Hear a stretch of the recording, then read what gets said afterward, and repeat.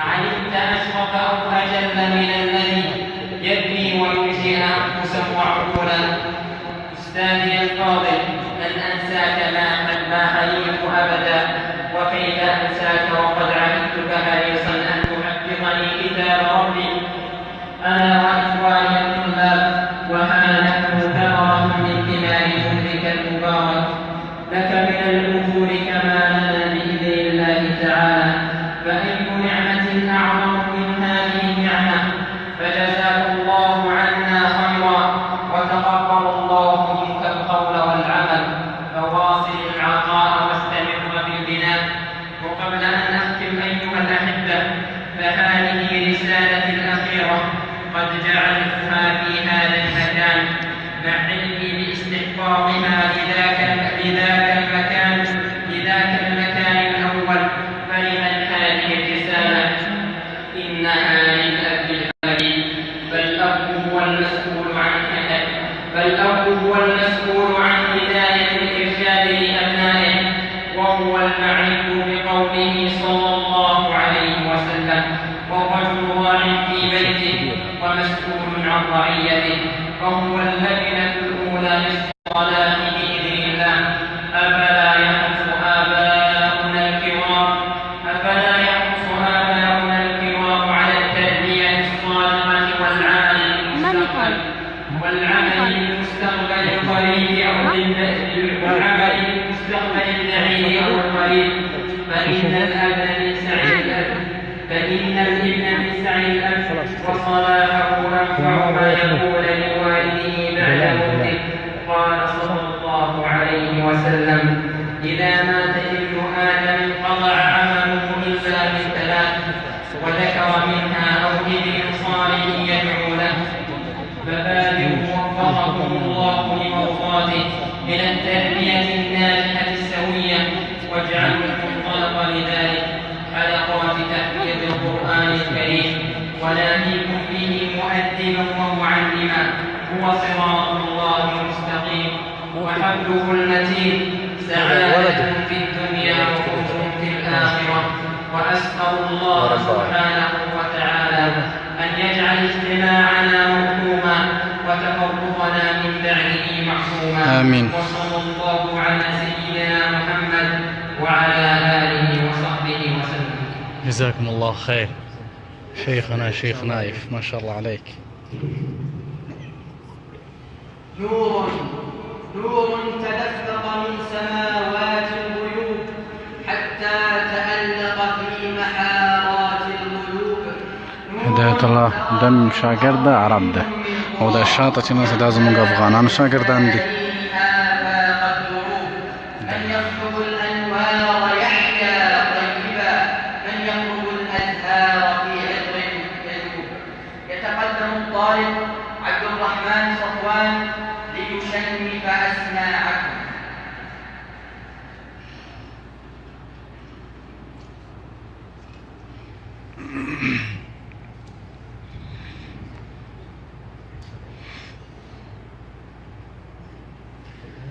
أعوذ بالله من الشيطان الرجيم. ضيف خصوصي. قل يا عبادي الذين أسرفوا على أنفسهم لا تقنطوا من رحمة الله، إن الله يغفر الذنوب جميعا، إنه هو الغفور الرحيم. وأنيبوا إلى ربكم وأسلموا له من قبل أن يأتيكم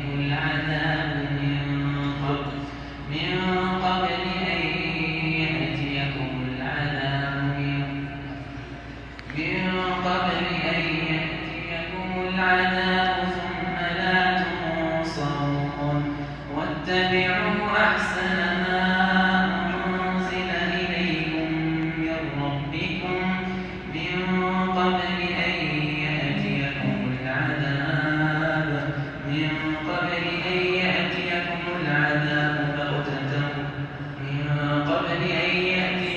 العذاب بغتة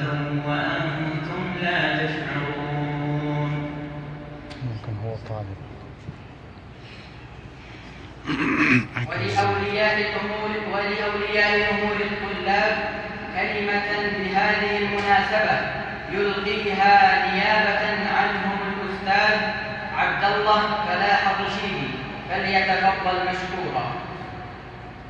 ما شاء الله شيخ، يتفضل عبد الله.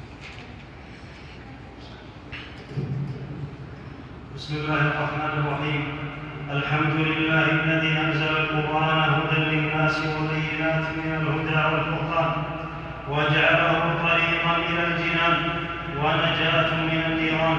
فيا فوز من جعله رفيقا ليكون له في القبر مؤنسا، وفي القيامة شفيعا وإلى النار مخلصا، وإلى الجنة قائدا ودليلا.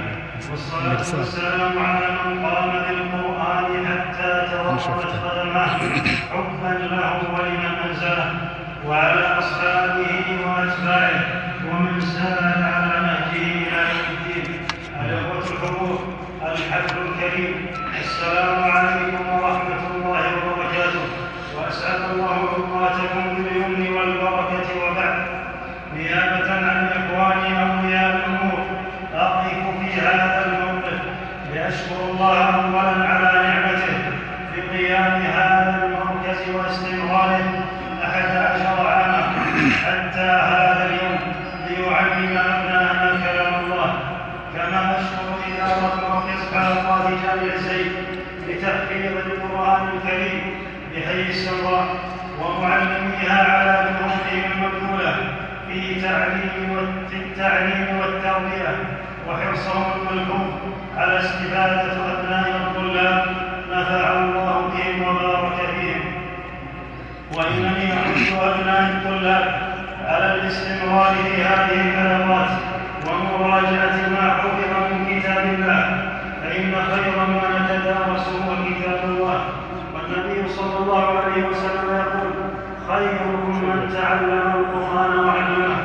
إخواني، أولادنا فبنات أكبادنا هم بسمة اليوم وأمل الغد، تربيتهم واجب علينا وصلاتهم خير لنا، ولنعودهم على حب الخير ولزوم كتاب الله في بيئات صالحة يوجب عليها مسؤولين ومربين تحت إشراف ومتابعة جامعية تحفيظ القرآن الكريم بحائل وفق المنهج الذي قامت عليه هذه البلاد وحرص عليها ولاة الأمر.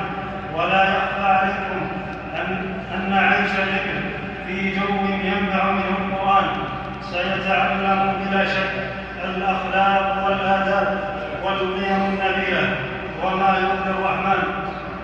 يقول الشاعر: ينشأ ناشئ الفتيان منا على ما كان عوده أبوه. وفي الختام أسأل الله أن يصلح شباب المسلمين وأن يجعلهم قرة عين لنا وأن يبارك فيهم وأن يعز الإسلام والمسلمين وأن يغفر لنا ولوالدينا وللمسلمين. وصلى الله وسلم على نبينا محمد. صلى الله عليه وسلم. جزاكم الله خير. وأما الآن مع تفسير سورة العصر، والطالب أحمد عوض بخيت والطالب سليمان داود. ما شاء الله.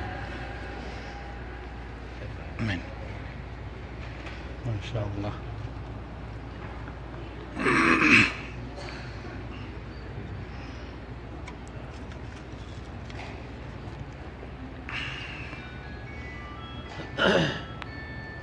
أعوذ بالله من الشيطان الرجيم. الاستعاذة هي أمر من الله تعالى بعباده إذا أرادوا أن يقرأوا القرآن، فقال تعالى: فإذا قرأت القرآن فاستعذ بالله من الشيطان الرجيم. وأعوذ بالله من الشيطان الرجيم تعني أستجير بالله من أن يمسني الشيطان بضر في ديني ودنياي. بسم الله الرحمن الرحيم.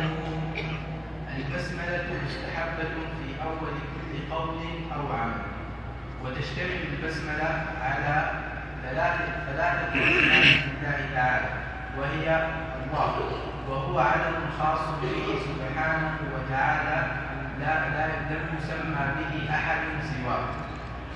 الاسم الثاني وهو الرحمن، وهو اسم مشتق من الرحمة، الشامل لجميع العباد.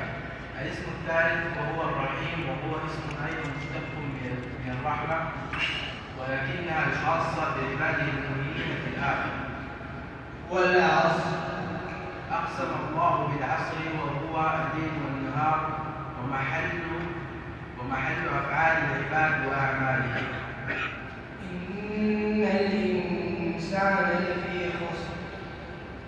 الخسران له أوجه عديدة، قد يكون الخسران مطلقا بحيث يخسر المرء الدنيا وآخرته ويستحق الجحيم، وقد يكون على أوجه أخرى فعمم الله تعالى الخسران على جميع الناس إلا من اتصف بأربع صفات، وهي إلا الذين آمنوا وعملوا الصالحات. أولا الإيمان، وهو الإيمان بما أمر الله، ويكون الإيمان في القلب. ثانيا الأعمال الصالحة، وهي جميع أفعال الخير الظاهرة والباطنة. تواصوا بالحق. الحق وهو الإيمان والأعمال الصالحة، وأن يوصي بعضهم بعضا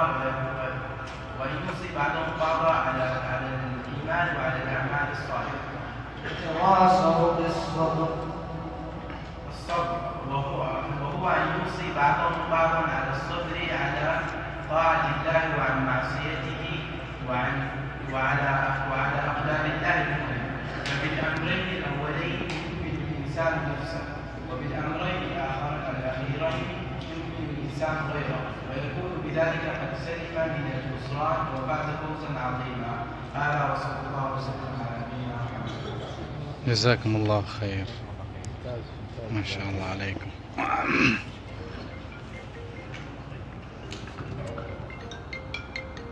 طالب يا قارئ القرآن ليلك واحة، اقرأ كتاب الله فهو شريعة، والأفق عندك منظر خلاب، من دونها نهر الحياة سراب.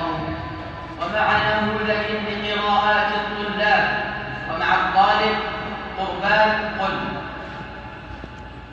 ما شاء الله، ده اسمك قاري سعيد عبد الله. هذا أفغاني عندي، أفغاني طالب عندنا. أعوذ بالله من الشيطان الرجيم. بسم الله الرحمن الرحيم. إن هذا القرآن يهدي للتي هي ويبشر المؤمنين الذين يعملون الصالحات أن لهم أجرا كبيرا، وأن الذين لا يؤمنون بالآخرة أعتدنا لهم عذابا أليما. ويدعو الإنسان بالشر دعاءه بالخير، وكان الإنسان عجولا. وجعلنا الليل والنهار آيتين، فمحونا آية الليل وجعلنا آية النهار مبصرة، لتبتغوا فضلا من ربكم ولتعلموا عدد السنين والحساب، وكل شيء فصلناه تفصيلا. جزاكم الله خير، ما شاء الله. قاري سيم عبد الودود، ما شاء الله عليك.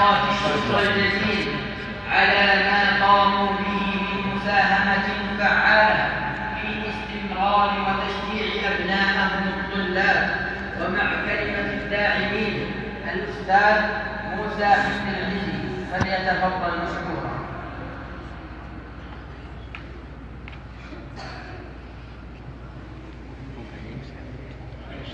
السلام عليكم ورحمة الله وبركاته. يكتب بسم الله الرحمن الرحيم. الحمد لله رب العالمين، والصلاة والسلام على أشرف الأنبياء والمرسلين نبينا محمد وعلى آله وصحبه وسلم تسليما كثيرا. تشرفت اليوم بالتحدث نيابة عن إخواننا الداعمين لهذا المركز المبارك. يعجز اللسان عن وصف فرحتنا بطلابنا وأبنائنا في هذه المراكز، هم من يستحقون الدعم والتحفيز لأنهم المستقبل المشرق لهذا المجتمع. وهنالك عدة نصائح أخوية إلى طلاب مراكز تحفيظ القرآن الكريم. الوصية الأولى هي إخلاص العمل لله تعالى. قال تعالى: وما أمروا إلا ليعبدوا الله مخلصين له الدين حنفاء. وقال صلى الله عليه وسلم: إنما الأعمال بالنيات وإنما لكل امرئ ما نوى. وقال الفضيل بن عياض رحمه الله: لا يقبل الله العمل إلا إذا كان خالصا صوابا، خالصا لله تعالى صوابا على سنة المصطفى صلى الله عليه وسلم. الوصية الثانية أن تستشعر الأجور المترتبة على أعمالك في هذه الحلقات وفي حياتك كلها. القاعدة تقول: استشعار المردود يسهل المجهود، ومن لم يعرف ثواب الأعمال ثقلت عليه في كل الأحوال. فمما يستشعر فضل مجالس الذكر وحفظ القرآن، استشعر بارك الله فيك أن السكينة تتنزل عليك، وأن الملائكة تحفك، وأن الرحمة تغشاك، وأن ربك سبحانه وتعالى يذكرك من فوق 7 سماوات، وأنه يقال لك في آخر مجلسك: قم مغفورا لك قد بدلت سيئاتك حسنات. الله أكبر، أي فضل هذا!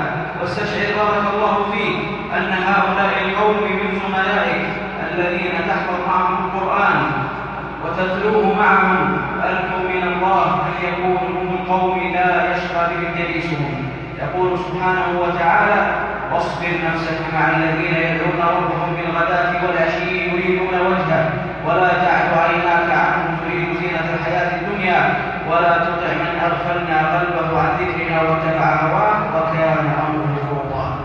واستشعر أنك في هذه الحلقات تغتنم وقتك وعمرك. قال صلى الله عليه وسلم لرجل وهو يعظه: اغتنم 5 قبل 5، شبابك قبل هرمك، وصحتك قبل سقمك، وغناك قبل فقرك، وفراغك قبل شغلك، وحياتك قبل موتك. ومما يستشعر أيضا الأجور المترتبة على تلاوة وحفظ القرآن الكريم، قال حبيبنا محمد صلى الله عليه وسلم: من قرأ حرفا من كتاب الله فله به حسنة، والحسنة بعشر أمثالها. لا أقول ألف لام ميم حرف، ولكن ألف حرف ولام حرف وميم حرف. فنسأل الله لكم التوفيق والسداد. كلمات من القلب إلى مشرفي حلقات تحفيظ القرآن، لأنهم أهل القرآن الذين هم أهل الله وخاصته. يقول صلى الله عليه وسلم: إن لله تعالى أهلين من الناس. قالوا: يا رسول الله. قال: هم أهل القرآن الذين هم أهله وخاصته. ولأنهم موصوفون بالخيرية على لسان أزكى البشرية صلى الله عليه وسلم، قال: خيركم من تعلم القرآن وعلمه. ولأنهم أولى من يعظم القرآن تعظيما ويجله ويمجده ويوقره قولا وفعلا ويسعى إلى غرسه في قلوب الناس غرسا. ولأنهم نذروا أنفسهم وجددوا طاقاتهم وأموالهم وبذلوا أرواحهم وأوقاتهم لتعليم كتاب الله وتثبيته في قلوب الشباب. لأجل هذا كله وأكثر مما عجز القلم أن يكتبه، أبعث هذه الهمسات السريعة إلى أساتذتنا وشيوخنا وإخواننا من أصحاب الفضل علينا وعلى مجتمعنا القائمين على حلقات تحفيظ القرآن المبارك إشرافا وتدريسا. يقول الله سبحانه وتعالى: إن هذا القرآن يهدي للتي هي أقوم ويبشر المؤمنين الذين يعملون الصالحات أن لهم أجرا كبيرا. أيها المبارك، يا من أعانه الله واختاره لنا شرف تعليم كتابه، لن أسوق لك الفضائل والجوائز المترتبة على ما تقوم به، فأنت ربما أعلم بها مني، وإن كانت الذكرى تنفع عباد الله المؤمنين. وحسبك أن تقرأ فقط ما كتبته في بداية هذه الكلمات، إلا أنني أدعوك لمزيد من الاستمرار مع تجديد النية واللجوء إلى الله وسؤاله العون والتوفيق والدوام. واعلم أن للإخلاص والتوفيق مراتب، فاحرص على أسماها وأعلاها. أسأل الله عز وجل أن يوفقني وإياكم بما يحب ويرضى، وأن يكلل جهودكم بالتوفيق والنجاح، وأن يكتب لكم أجر كل حرف على الحقوق، وأن يجعلكم مباركين أينما كنتم. وبالله التوفيق، وصلى الله وسلم على نبينا محمد. اللهم صل على محمد. شكر الله سعيكم وكتب أجركم. وأما الآن مع كلمة راعي الحفل الشيخ الدكتور الوليد بن عيسى الحميد، فليتفضل مشكورا.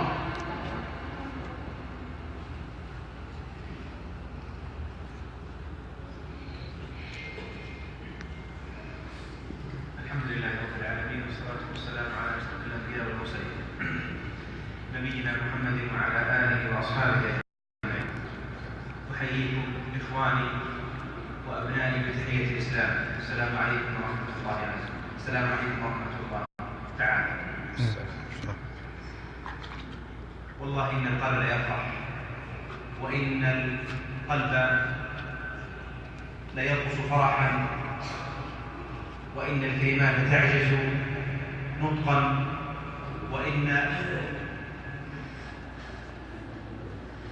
الكلمات لتعجز عن وصف مشاعرنا في مشاركتنا لإخواننا هذا الليل. اللهم لك الحمد على ما من به من نعمه العظيمة ولا الجسيمة. اللهم لك الحمد أولا وآخرا ظاهرا وباطنا. الحمد لله على أن يسر مثل هذه الحلقات ترعى كتاب الله تدرسه لطلابنا وإخواننا. اللهم لك الحمد أولا وآخرا ظاهرا وباطنا. الشكر لله عز وجل على انتشار مثل هذه الحلقات في جميع أنحاء المملكة، وعلى بذل الجهود والطاقات والأموال لرعايتها وافتتاحها وانتشارها في جميع أنحاء بلادنا المباركة. اللهم لك الحمد. والشكر لله عز وجل، ثم الشكر لولاة أمرنا حفظهم الله على رعاية مثل هذه الجمعيات، رعاية وإعانة وافتتاحا وانتشارا في جميع أنحاء المملكة. الشكر لكم أيها الطلاب على حضوركم ودراستكم وحرصكم على تعلم كتاب الله. فهنيئا لكم هذا الأجر وهذه منحة من رب العالمين. ثاني كل الطلاب موجود. ولاة أمور الطلاب على حرصهم على أولادهم ومشاركتهم في حقهم وحرصهم 9 موجود. الشكر الجزيل والعرفان العظيم لمشرفي هذه الحلقات على استقطاعهم من أوقاتهم وتركهم لأشغالهم ورعايتهم لأبنائهم، فحقهم كبير. نسأل الله تعالى ألا يحرمهم الأجر ولا الثواب. وهذه وقفة مع آية تكررت في الكلمات التي ألقت قبل قليل. قد ذكر الأستاذ عبد الله في كلمته أن القرآن هو أعظم هداية، وقرأ علينا الطالب من سورة الإسراء، وذكر لنا أخونا قبل قليل قول الله جل وعلا إن هذا القرآن يهدي للتي هي أقوم. فهذه آية عظيمة في كتاب الله عز وجل. هي آية قصيرة في حروفها، لكن معانيها عظيمة. فلهذا لما جاء الإمام الشنقيطي رحمه الله محمد الأمين في تفسيره أضواء البيان تكلم عن هذه الآية في 70 صفحة في الكتاب. إن هذا القرآن، هذه إشارة إلى أن هذا القرآن الذي هو الكتاب الذي هو حفظه الله تعالى من التغيير والتبديل هو آخر الكتب نزولا وآخرها عهدا برب العالمين. إن هذا القرآن يهدي للتي هي أقوى، يهدي للتي هي أشد وأسد وأعدل وأصلح، وقيل التي هي أشد وأعدل، وهي قيل أنها يهدي إلى لا إله إلا الله. فتأمل هداية القرآن. هداية القرآن في الخلق. قالت عائشة رضي الله عنها كما في الصحيح في وصف النبي صلى الله عليه وسلم كان خلقه القرآن. فهذه هداية واحدة. طيب، قالت عائشة كان خلقه القرآن، فدل أن عائشة في حديثه على أن هدي النبي صلى الله عليه وسلم وخلقه الذي كان يتأسى به هو القرآن. والله جل وعلا يقول في القرآن وإنك لعلى خلق عظيم. فهداية القرآن في الأمر بالمعروف والنهي عن المنكر واحتمال الأذى والدعوة إلى الخير وبذل المدى وكف الأذى والكلمة الطيبة. هذه من هداية القرآن. يصف الله عز وجل محمد صلى الله عليه وسلم بقوله وإنك لعلى خلق عظيم. تأمل هدي القرآن في قول الله جل وعلا خذ العفو وأمر بالعرف وأعرض عن الجاهلين. فهذه هداية أخرى أن القرآن أمر بالعفو والصفح وكف الأذى عن المسلمين. خذ هداية ثالثة من القرآن. قال الله جل وعلا في سورة يونس يا أيها الناس قد جاءتكم موعظة من ربكم. ما هذه الموعظة؟ هو هذا الكتاب العظيم.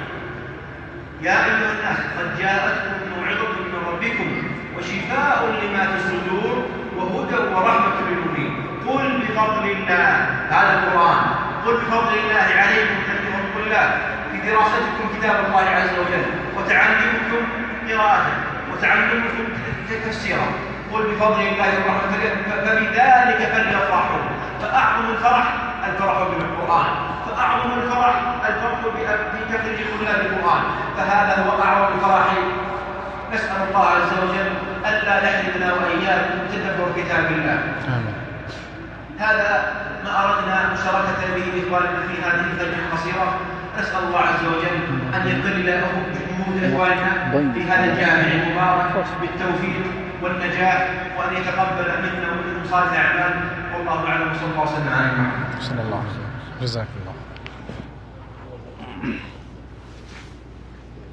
والتكريم الأعظم قول النبي صلى الله عليه وسلم يقال لصاحب القرآن اقرأ وارتق ورتل كما كنت ترتل في الدنيا فإن منزلتك عند آخر آية تقرأها.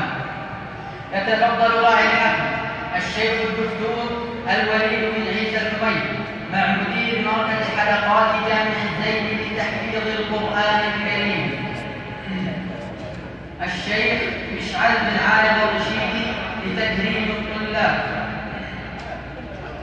المعلمين أحمد عيد الرشيد،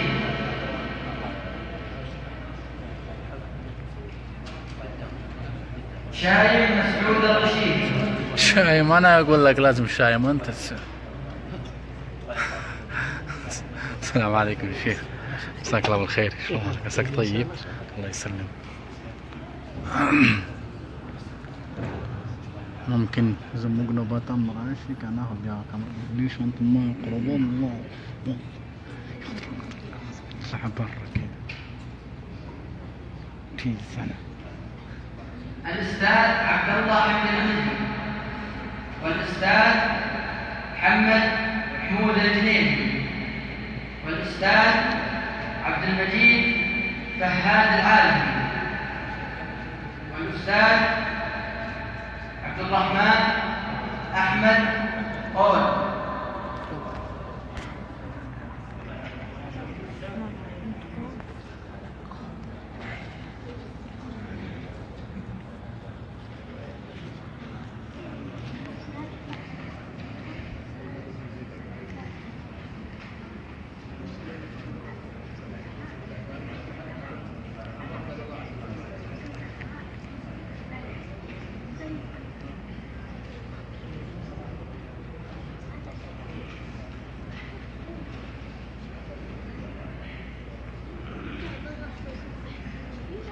وأما الآن مع تكريم الطلاب الطالب نائب حسين الرشيدي والطالب مالك راشي.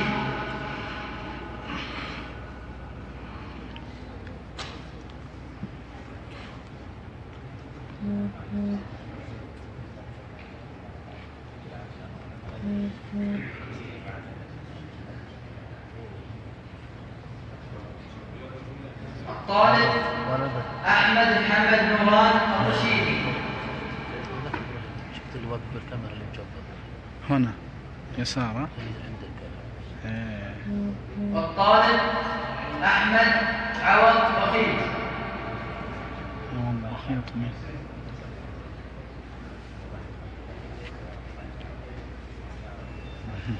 والطالب سليمان داوود.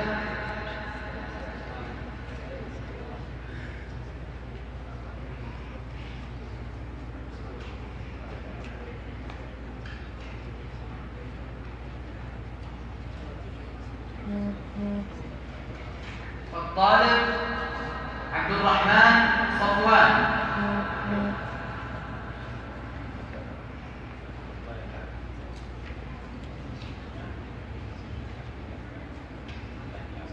والطالب خالد محمد خالد.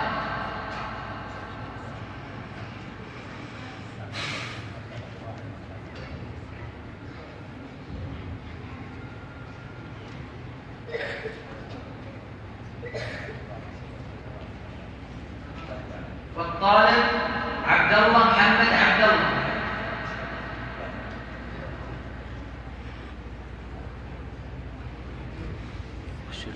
والطالب يوسف فايز لا رشيد.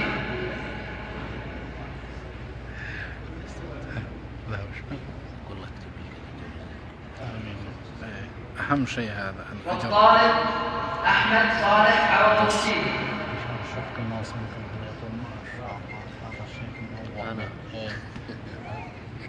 والطالب بندر فهد الرزي.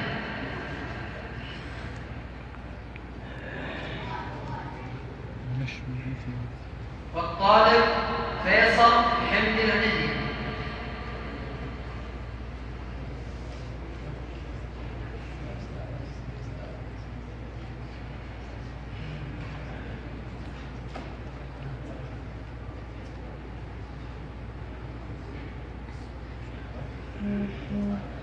ها يقرأ من بعدين عشان تأخير.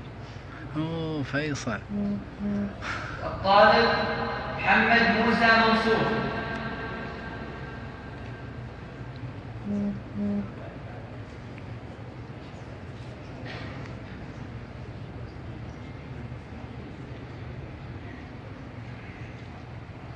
والطالب طلال هنيد سالم الحلبي.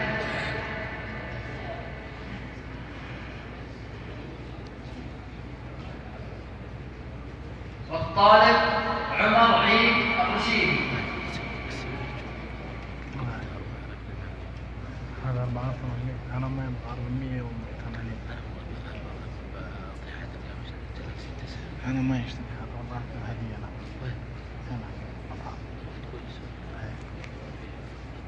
الطالب مازن عيد الرشيدي.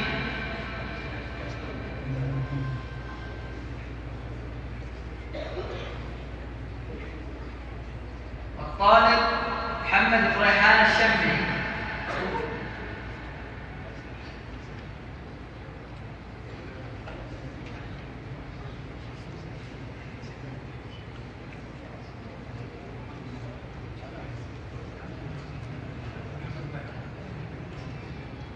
الطالب محمد هنيل الحلبي.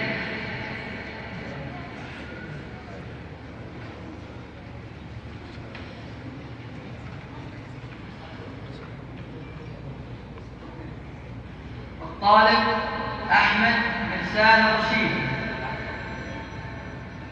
أحمد مرسال هذا ولد أبو عبد الرحمن. الطالب محمد خالد. ما شاء الله أبو عبد الرحمن يضحك عليك ما شاء الله هو فرحان. محمد خان. الطالب مازن مفلح. والله ما محمد خان هو أبو عبد الرحمن من القالب. الطالب مشعل خالد.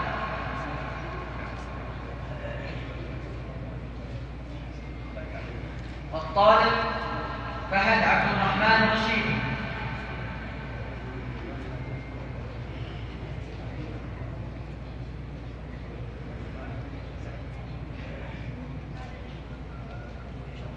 والطالب رائد ريحان الشمري.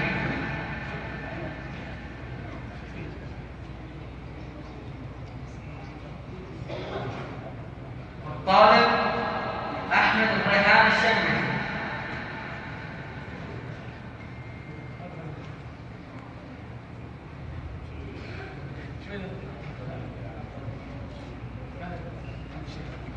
والطالب إياد محمد إياد.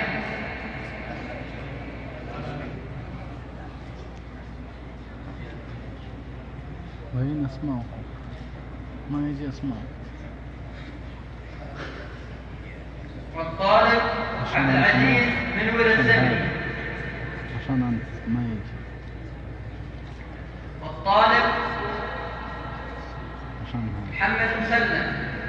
يضرب يوم الأحد. والطالب فيصل يوسف. فيصل. والطالب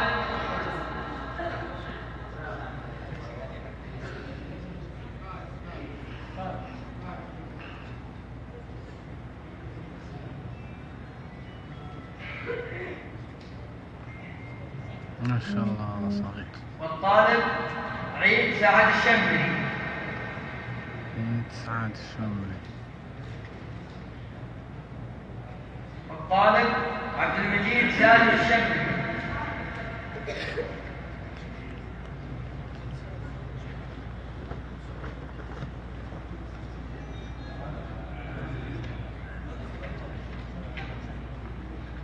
والطالب عبد الرحيم منور الرشيدي. ليس والطالب طارق مبارك الرشيدي.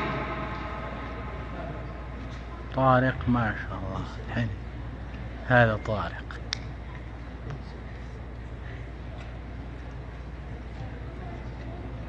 والطالب زياد مبارك الرشيدي. ما شاء الله هذا زياد طالب عندنا. أطلع. تعال طارق. والطالب وليد مبارك الرشيدي.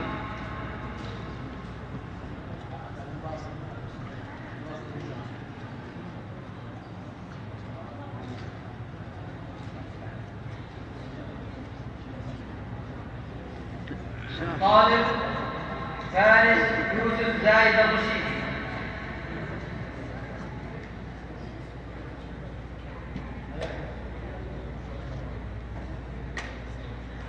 والطالب محمد حمد النيل.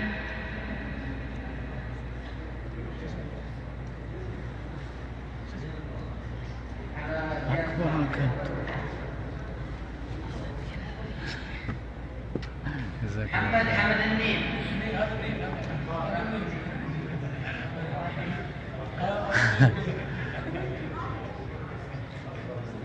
والطالب عبد السلام عايد. حق طارق صغير.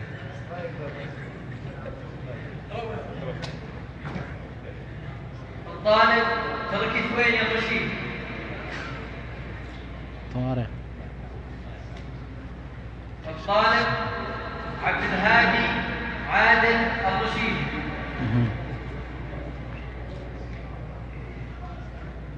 والطالب رايد منصور الرشيدي. والطالب راشد منصور الرشيدي.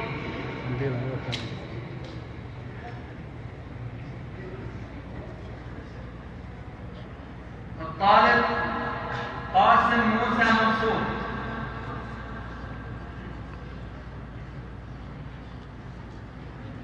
والطالب يوسف موسى منصور.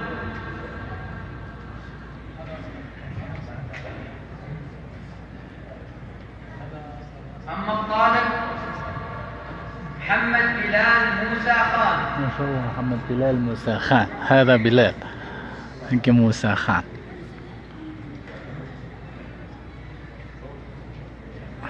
والطالب يوسف داغري. نعمان. ما شاء الله هذا قاری عبدالودود دلته یې قربان بولي موږ هم عبدالرحمن بولي دوه نومونه مو دي ماشاءالله.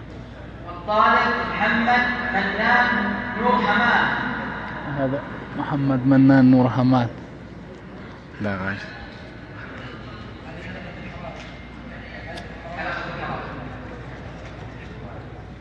والطالب عبد الهادي محمد صديق. عبد الهادي محمد صديق. ويجي الحين يستلمها نيابة الأستاذ عن أحمد قوم. حقي عبد الهادي. كده راح مشوار على الترايل ولا شيء. والطالب فيصل عبد الرزاق. دام واخد درس ده غامض. فيصل عبد الرزاق ما يجي. يستلمها نيابة هو ولو هو خباز. اي والله. لكن ما شاء الله هو حافظ. سيف الرحمن هو خيجة ده دوا واخر درس ده نور الدين. سيف الرحمن أقول وين اللي ويجي خيا كول اللي بيدي مقبورون أقول.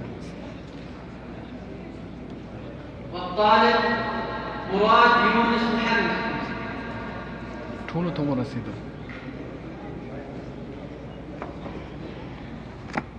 والطالب تامر يونس محمد.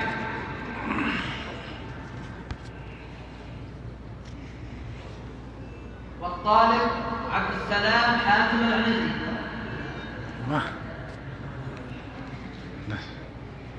والطالب أيوب محمد الرشيدي.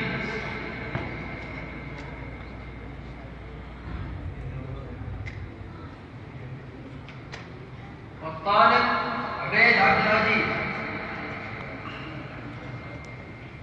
والطالب عبد الرحمن عبد العزيز.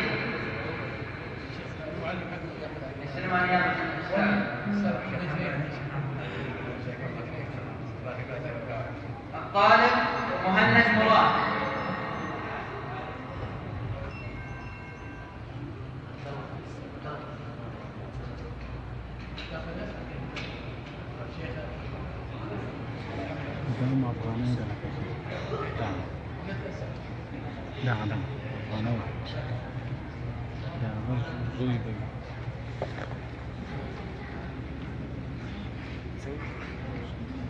إلى هنا والصلاة والسلام على رسول الله. والسلام عليكم ورحمة الله وبركاته. وعليكم السلام ورحمة الله. جزاكم الله خير. زي زمان دي والله أنا شالت مو قوتصل.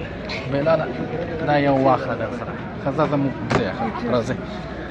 ټولو ته ورسېده ستړی مه شئ.